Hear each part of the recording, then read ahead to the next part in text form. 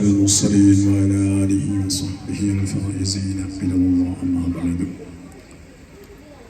الصلاة والسلام عليك يا سيدي يا رسول الله خذ بيدي قلت حيلتي يدركني يا رسول الله بسم الله الرحمن الرحيم وما أرسلناك إلا رحمة للعالمين صدق الله مولانا العظيم وصدق وبلغ رسوله النبي الكريم ونحن على ذلك من الشاهدين الشاكرين والحمد لله رب العالمين. ഏറ്റവും ബഹുമാനം നിറഞ്ഞ സയ്യിദ് അവറുകൾ, സ്റ്റേജിലുള്ള സുന്നത്തി ജമാഅത്തിന്റെ നേതാക്കൾ, പ്രവർത്തകന്മാർ, സഹോദര സഹോദരിമാർ, നമ്മളെ ശബ്ദം കേൾക്കുന്നവർ, അല്ലാഹു സുബ്ഹാനഹു വ തആല നമ്മുടെ ഈ മഹത്തായ പരിപാടി അള്ളാഹു പൊരുത്തപ്പെട്ടതാക്കി മാറ്റി നബി സല്ലല്ലാഹു അലൈഹി വസല്ലമ തങ്ങളുടെ മഹബ്ബത്ത് ലഭിക്കാൻ ഇത് നമുക്ക് കാരണമാക്കി തീർക്കുമാറാവട്ടെ. പരിശുദ്ധമായ റബീഉൽ അവ്വൽ മാസം, തിരുനബി സല്ലല്ലാഹു അലൈഹി വസല്ലമ തങ്ങളുടെ ജന്മദിനം കൊണ്ട് അനുഗ്രഹീതമായ ഈ പരിശുദ്ധമായ മാസത്തിൽ ലോകത്ത് മുസ്ലിമീങ്ങൾ എല്ലായിടത്തും മുഴുവനും അവിടുത്തെ മദ്ഹ് പാടുകയും പറയുകയും പ്രകീർത്തിക്കുകയും ചെയ്തുകൊണ്ടിരിക്കുന്ന ഈ ഒരു സന്ദർഭത്തിൽ നബി സല്ലല്ലാഹു അലൈഹി വസല്ലമ തങ്ങളെ സ്നേഹിക്കുകയും ബഹുമാനിക്കുകയും ആദരിക്കുകയും ചെയ്യുന്നവരാണ് നമ്മളൊക്കെയും. ആ ബഹുമാനവും സ്നേഹവും തളതയും ഒക്കെ നിലനിർത്തുമ്പോഴാണ് നമ്മുടെ ഈമാന്റെ വർധനവ് നമുക്ക് ലഭിക്കുന്നത് എന്ന് നാം മനസ്സിലാക്കണം. അന്നബിയ്യു ഔലാ ബിൽ മുഅ്മിനീൻ, നബി സല്ലല്ലാഹു അലൈഹി വസല്ലമ തങ്ങൾ മുഅ്മിനീങ്ങളുമായി ഏറ്റവും ബന്ധപ്പെട്ടവരാണ്. വിശ്വാസികളായ നമ്മളെ സംബന്ധിച്ചിടത്തോളം നബി സല്ലല്ലാഹു അലൈഹി വസല്ലമ തങ്ങളെ മാറ്റിവെച്ചിട്ടുള്ള ഒരു പ്രവർത്തനവും നടത്താൻ കഴിയില്ല. 1999 തുടക്കം കുറിച്ച നമ്മുടെ ഈ മഹത്തായ ഈ ഒരു മദ്രസ വളരെ ചെറിയ രീതിയിൽ ഒരു ഓരഷെഡിലൂടെ തുടങ്ങി ഇന്ന് വലിയ ഒരു ബിൽഡിംഗ് ആയിട്ട് നമ്മുടെ മദ്രസ മാറുകയും 300-ഓളം വരുന്ന വിദ്യാർത്ഥികൾ ഇപ്പോൾ നിലവിൽ പഠിച്ചുകൊണ്ടിരിക്കുകയും ചെയ്യുന്ന ഈ ഒരു മഹത്തായ സ്ഥാപനം,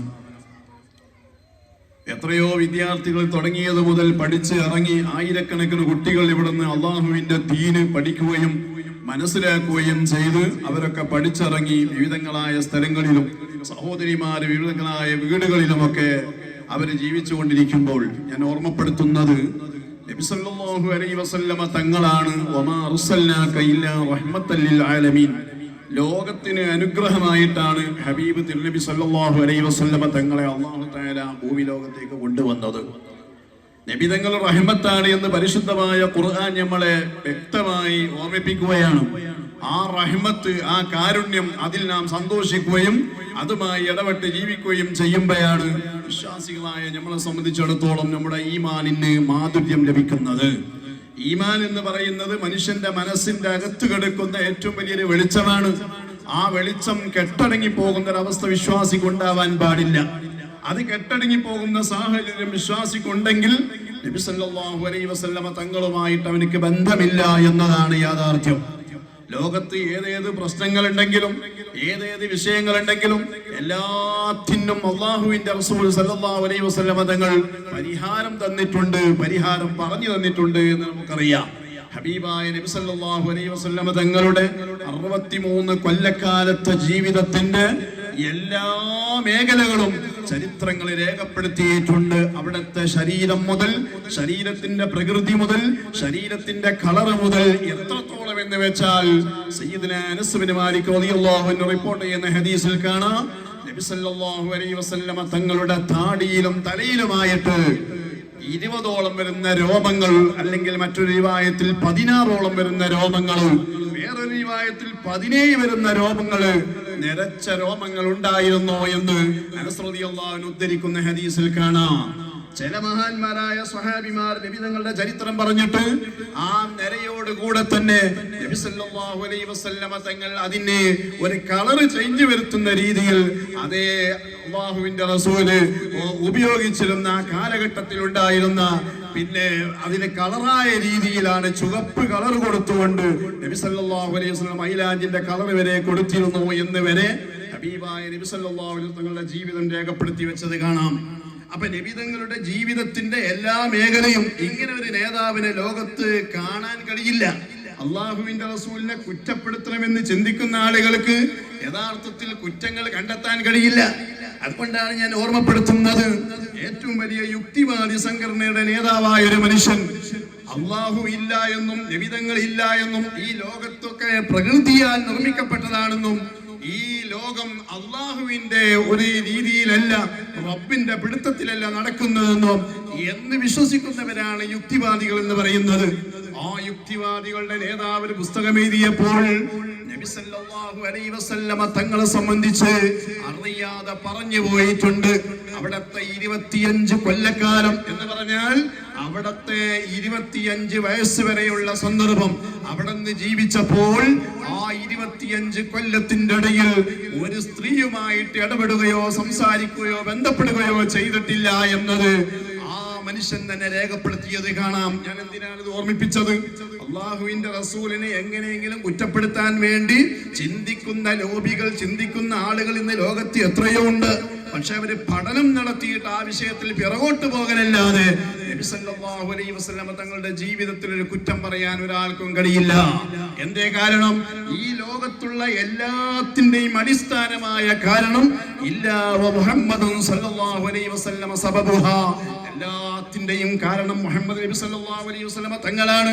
അള്ളാഹുവിന്റെ റസൂലിനെ മാറ്റി വെച്ചിട്ട് ഈ ലോകത്തൊന്നുമില്ല. ലൗലാക ലമാ ഖലഖ്തുൽ അഫ്ലാഖ്, ലോകത്ത് ഏതേത് ഗാലക്സികൾ അല്ലാഹു സൃഷ്ടിച്ചിട്ടുണ്ടോ, ഗോളങ്ങൾ സൃഷ്ടിച്ചിട്ടുണ്ടോ, ഏത് അത്ഭുതങ്ങൾ സൃഷ്ടിച്ചിട്ടുണ്ടോ, എല്ലാം മുഹമ്മദ് റസൂലുള്ളാഹി തങ്ങളാണ്. അപ്പൊ ഞാൻ ഓർമ്മപ്പെടുത്തുന്നത്, നബി സല്ലല്ലാഹു അലൈഹി വസല്ലം തങ്ങളെ ജീവിതത്തിലേക്ക് നമ്മൾ കൊണ്ടുവരണം. ആധുനിക സമൂഹം ചിന്തിക്കേണ്ടത്, നമുക്ക് റോൾ മോഡലായിട്ട് കാണേണ്ടത് ആരെയാണ്? ഹബീബ് മുഹമ്മദ് റസൂലുള്ളാഹി തങ്ങളെയാണ്. ഏതൊരു മനുഷ്യനാണെങ്കിലും, അത് അവിശ്വാസിയായ മനുഷ്യനാണെങ്കിൽ പോലും, ഏത് വിശ്വാസമില്ലാത്തവനാണെങ്കിൽ പോലും നബി സല്ലല്ലാഹു അലൈഹി വസല്ലം തങ്ങളിലൂടെ മാതൃകയുണ്ട്. അക്രിം ജാറക വലൗ കാന കാഫിറാ, നിന്റെ അയൽവാസിയായ മനുഷ്യൻ, ആ മനുഷ്യൻ അവിശ്വാസിയാണെങ്കിൽ പോലും നീ അവനെ ബഹുമാനിക്കണമെന്ന് പഠിപ്പിച്ച മതത്തിന്റെ നേതാവാണ് മുഹമ്മദ് റസൂലുള്ളാഹി തങ്ങൾ. മതം വ്യത്യാസമില്ല. അതേ അള്ളാഹുവിന്റെ റസൂൽ ഇങ്ങനെ ഇരിക്കുന്ന സന്ദർഭത്തിൽ ഒരു ജനാസ ഇങ്ങനെ കൊണ്ടുപോയ സമയത്തിൽ അള്ളാഹുവിന്റെ റസൂൽ എഴുന്നേറ്റ് നിന്ന സംഭവം മഹാന്മാര് പഠിപ്പിക്കുന്നുണ്ട്. ആ എഴുന്നേറ്റ് നിന്ന സന്ദർഭത്തിൽ സ്വഹാബത്ത് പറഞ്ഞു, നബിയേ, അതൊരു ജൂതന്റെ മയ്യത്താണ് കൊണ്ടുപോകുന്നത്, ഒരു ജൂതന്റെ മയ്യത്താണ് കൊണ്ടുപോകുന്നത്. ആ മയ്യത്തിനെ കൊണ്ടുപോകുമ്പോൾ തങ്ങൾ എന്തിനാണ് എഴുന്നേറ്റ് നിന്നത്? അവിടെ നിന്ന് പറഞ്ഞ മറുപടി ഇമാമികൾ രേഖപ്പെടുത്തുന്നുണ്ട്, അതൊരു മനുഷ്യന്റെ ജഡമല്ലേ. ഈ രീതിയിൽ മനുഷ്യത്വത്തിന് പ്രാധാന്യം കൊടുത്ത ഹബീബ് മുഹമ്മദ് റസൂലുള്ളാഹി, ആ നബി സല്ലല്ലാഹു അലൈഹി വസല്ലം തങ്ങളുടെ സ്നേഹം ഏത് രീതിയിലൊക്കെ നമുക്ക് പ്രകടിപ്പിക്കാൻ കഴിയോ, അൽഹംദുലില്ലാഹ് അതൊക്കെ നമ്മൾ പ്രകടിപ്പിക്കേണ്ടതുണ്ട്. നിങ്ങൾ നോക്ക്, പരിശുദ്ധമായ റബീഉൽ അവ്വൽ മാസം എന്തിനാണ് റസൂലുള്ളാഹിന്റെ തിരുപിറവിക്ക് വേണ്ടി അല്ലാഹു തആല തിരഞ്ഞെടുത്തത്? ശഅബാനിൽ നബി തങ്ങൾ പ്രസവിക്കപ്പെട്ടിട്ടില്ല, റജബിൽ പ്രസവിക്കപ്പെട്ടിട്ടില്ല, അല്ലെങ്കിൽ ഹജ്ജ് നടക്കുന്ന മാസത്തിൽ പ്രസവിക്കപ്പെട്ടിട്ടില്ല. ഇരിക്കട്ടെ, പരിശുദ്ധമായ റമളാനുൽ ശരീഫ് എത്ര പ്രത്യേകതയുള്ള മാസമാണ്, എത്ര ബഹുമാനമുള്ള മാസമാണ് റമളാനുൽ ശരീഫ്. ആ റമളാൻ മാസത്തിൽ അല്ലാഹുവിന്റെ റസൂലിന് ജന്മം നൽകപ്പെട്ടിട്ടില്ല, മുഹറം മാസത്തിൽ ജന്മം നൽകപ്പെട്ടിട്ടില്ല. ഇങ്ങനെ മുസ്ലിമീങ്ങൾ ആദരിക്കുന്ന, ബഹുമാനിക്കുന്ന സന്ദർഭങ്ങളും മാസങ്ങളും ദിവസങ്ങളും ഒക്കെ ഉണ്ടായിട്ട് ആ സമയത്തൊന്നും അല്ലാഹുവിന്റെ റസൂലിന് ജന്മം കൊടുത്തില്ല. മഹാന്മാര് പഠിപ്പിക്കുന്നത് കാണാം, വെള്ളിയാഴ്ചയാണ് നബിതങ്ങൾ പ്രസവിക്കപ്പെടുന്നതെങ്കിൽ, അതുപോലെ ഹജ്ജ് നടക്കുന്ന സമയത്താണ് പ്രസവിക്കപ്പെടുന്നതെങ്കിൽ, ഒരുപക്ഷേ വിവരം കെട്ട ആളുകൾ നബിതങ്ങളുടെ പ്രത്യേകത, നബിതങ്ങളുടെ ശ്രേഷ്ഠത ഒരുപക്ഷേ ഹജ്ജിന്റെ മാസമായത് കൊണ്ടായിരിക്കാം, അല്ലെങ്കിൽ പരിശുദ്ധ റമളാനിലാണെങ്കിൽ റമളാന് കാരണമായിട്ടായിരിക്കാം. ഇനി വെള്ളിയാഴ്ച ദിവസമാണെങ്കിൽ അത് മുസ്ലിമീങ്ങൾ ആദരിക്കപ്പെടുന്ന ദിവസമാണ്, ബഹുമാനിക്കപ്പെടുന്ന ദിവസമാണ്. ആ വെള്ളിയാഴ്ച ദിവസത്തിലാകുമ്പോൾ അത് വെള്ളിയാഴ്ച കാരണമായിരിക്കാം. ഈ ഒരു സാഹചര്യത്തിലേക്ക് മനുഷ്യൻ എത്തിപ്പെടുന്നത് ശ്രദ്ധിക്കാൻ വേണ്ടിയാണ്, അതിനെ തൊട്ട് തെറ്റിദ്ധാരണ ഇല്ലായ്മ ചെയ്യാൻ വേണ്ടിയാണ്. പരിശുദ്ധമായ റബീഉൽ അവ്വൽ മാസത്തിൽ തിരുനബി സല്ലല്ലാഹു അലൈഹി വസല്ലമ തങ്ങൾക്ക് അല്ലാഹു ജന്മം നൽകിയത് റബീഉൽ അവ്വൽ 12 ലൈലത്തുൽ ഖദർ ഇറങ്ങുന്ന ദിവസമല്ല. റബീഉൽ അവ്വൽ 12 റമദാനിന്റെ ദിവസമല്ല. റബീഉൽ അവ്വൽ 12 വേറെ ഏതെങ്കിലും സുന്നത്ത് നോമ്പിന്റെ ദിവസമല്ല. എല്ലാത്തിൽ നിന്നും വ്യത്യസ്തമായ ഒരു ദിനം തെരഞ്ഞെടുത്തത് തിരുനബി സല്ലല്ലാഹു അലൈഹി വസല്ലമ തങ്ങളുടെ പ്രത്യേകത. അതൊരു മനുഷ്യനെ കൊണ്ടും ഒളിച്ചു വെക്കാൻ കഴിയില്ല, ഒരു മനുഷ്യനെ കൊണ്ടും താഴ്ത്താനും കഴിയില്ല. തങ്ങളെ അനുസ്മരണം, തങ്ങളെ പറഞ്ഞുകൊണ്ടിരിക്കുന്നത്, തങ്ങളെ പരാമർശിച്ചുകൊണ്ടിരിക്കുന്നത്, തങ്ങളുടെ പ്രകീർത്തനം ലോകത്തിന് ഉയർത്തിയിട്ടുണ്ട്. അത് ഖിയാമത്ത് നാൾ വരെ വന്നുകൊണ്ടിരിക്കുന്നു. നബി തങ്ങളുടെ മദ്ഹ് പറയാത്ത, നബി തങ്ങളുടെ പേര് പറയാത്ത, നബി തങ്ങളെ ചിന്തിക്കാത്തൊരു വസ്തുവും ലോകത്തില്ല. അതുകൊണ്ടാണ് മഹാന്മാരായ പണ്ഡിതന്മാർ ഇന്ത്യയുടെ ചരിത്രങ്ങളൊക്കെ രേഖപ്പെടുത്തിയപ്പോൾ ആ ചരിത്രങ്ങൾ രേഖപ്പെടുത്തിയെടുത്ത് കാണാം. ഇന്ത്യയിൽ ചില സ്ഥലങ്ങളില് ചില മരങ്ങൾ ഉണ്ടായിരുന്നു, ചില പൂക്കൾ ഉണ്ടായിരുന്നു. ആ പൂവുകളിൽ മുഹമ്മദുർ റസൂലുള്ളാഹ്, ആ പൂവുകളിൽ അല്ലാഹുവിന്റെ റസൂലിന്റെ പേര് രേഖപ്പെടുത്തിയിട്ടുണ്ട്. മരങ്ങളുടെ ഇലകളിൽ റസൂലുള്ളാഹിന്റെ പേര് രേഖപ്പെടുത്തിയിട്ടുണ്ട്. മത്സ്യങ്ങളെ സംബന്ധിച്ച് പഠനം നടത്തിയ 800-ലും 700-ലൊക്കെ കഴിഞ്ഞു പോയ മഹാന്മാർ, ആ മഹത്തുക്കൾ പറയുന്നത് കാണാം, മത്സ്യങ്ങളുടെ മേൽഭാഗത്ത് എഴുതപ്പെട്ടിരിക്കുന്നു മുഹമ്മദ് റസൂലുള്ളാഹ്. ഇങ്ങനെ മത്സ്യങ്ങളിലും ലോകത്തുള്ള സകലമാന വസ്തുക്കളിലും ഹബീബായ തിരുനബി സല്ലല്ലാഹു അലൈഹി വസല്ലമ തങ്ങളെ ഓർത്തെടുക്കാൻ കഴിയും.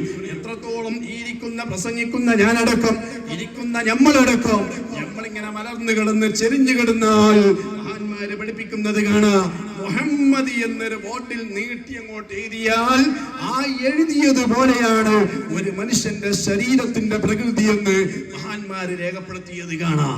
മുഹമ്മദ് എന്ന് പറയുന്ന ഭീം അതൊരു മനുഷ്യന്റെ തലയോട് സമാനമായിട്ടാണ്.